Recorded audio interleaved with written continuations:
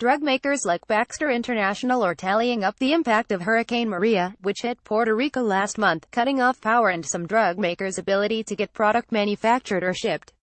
Baxter International expects to take a $70 million revenue hit in the fourth quarter after Hurricane Maria left its 3 plants on the island without reliable power, communications or transportation. The Deerfield, Illinois, maker of sterile injected and infused products is the latest to offer a damage assessment as the industry continues to tally the impact from last month's natural disaster that swept through Puerto Rico, home to more than 40 drug manufacturing facilities. Related shortages of drugs and saline reported as Puerto Rico hurricane damage lingers. Baxter in its earnings report today said that its 3 plants remain in limited production, but that the FDA is allowing it to temporarily import some products from its facilities in Ireland, Australia, Canada and Mexico to help feed demand in the U.S. market. It earlier said that it had moved supplies of some products off the island before the storms hit. While these actions will help mitigate some of the projected shortfall in supply, they will not be adequate to fully bridge the gap in the fourth quarter, the company explained.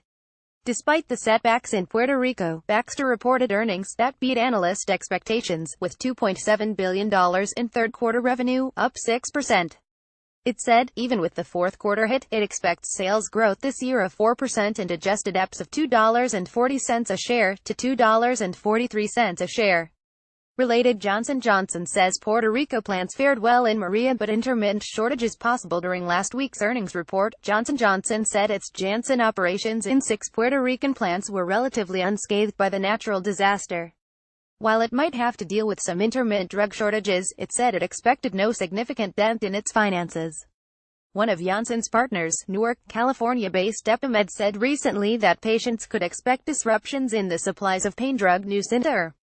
Another of its drugs, Gerlise, is also produced in Puerto Rico by CDMO Patheon, but the company said it believed it had adequate inventory to avoid a disruption in supplies.